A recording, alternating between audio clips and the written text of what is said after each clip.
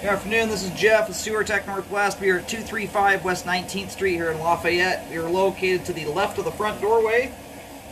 You've got two cover plates here in the patio. The one closest to the front door is your sewer line. The one further away is probably going to be your storm system combined often with the low point drain coming out of the crawl space. Anyhow, we've got a 3-inch ABS cleanout. It does have a larger 3.5-inch cap on it, but the line itself here is actually 3-inch ABS to start anyway.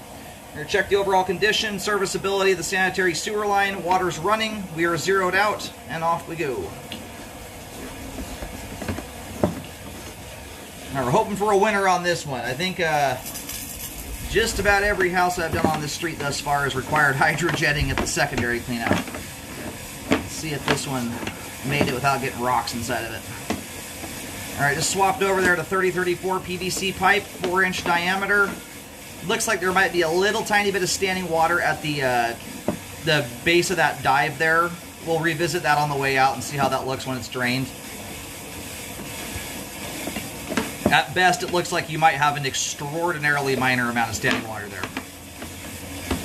Or I guess at worst, but... And then right up ahead here is our main.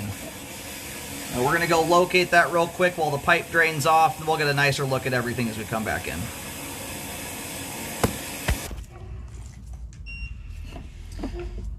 Alrighty, the line terminates out on West 19th Street. You've got a good little landmark out there. You'll see an S stamped in the concrete.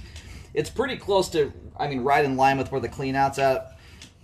Line meanders a little bit off of that, but you'll see an S out there. That stands for sewer. That's right where the line crosses into the street. I am pleased to say we have no gravel at the base of the secondary cleanout.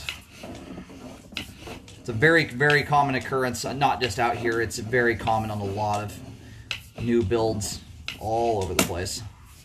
This often gets left uncapped, and when they pour the either the driveway or the sidewalk, it's often gravel, the underlayment to the concrete that gets down there. And that tie-in there, a lot of these are covered up, although this one might be exposed.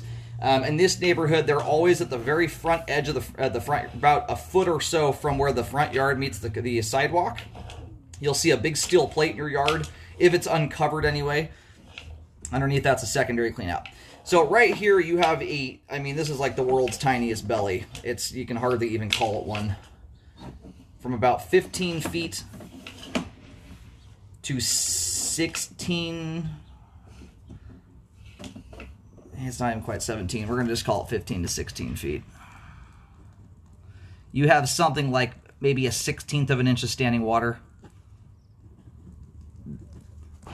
The only reason I'm even talking about this at all is because it's brand new construction. This is, even for new construction, that's a couple light years in the galaxy away from requiring repairs there.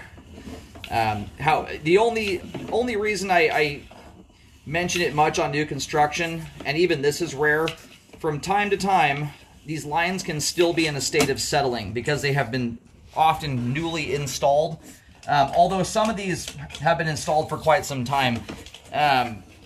Every now and then I catch a handful. It's probably only it's probably less than 5% of new construction lines that show very subtle standing water during the initial scope.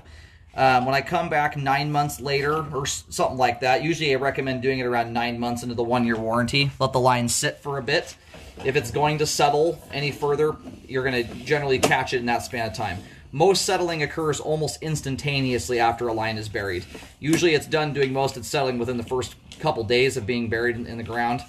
From time to time, I will catch some that progressively shift in that first year of time. So I always recommend doing it, rescoping about 9 months in. But that's standing water there. Honestly, if this were not brand spanking new, I would not even mention it. That's so minor. And it's at the base of a hard vertical dive. That has no bearing on functionality whatsoever. And 9.9 times out of 10, when I come back 9 months later to do a warranty inspection, they look exactly the same as they did when I first scoped them. But I do catch some that progress, and those ones, you're happy you took a look at them, especially if they do any notable progression You know, if you do any comparing and contrasting and see some shifting has taken place, it's at that point you want to ask the builder to correct it. Because the problem is you don't know if it's going to continue to do that and get worse and turn into something that causes a real problem. But anyway, I think it's a pretty low likelihood, but I generally recommend doing it because if it does shift, you've got a big hole to dig there and something you don't want to be dealing with as the new buyer or the new homeowner. Anyway, we have great flow to the main lateral. All the piping to scope there, both the ABS and PVC, all in great shape, good flow, nice and clean, no construction debris. Sewer line is functioning properly at this time.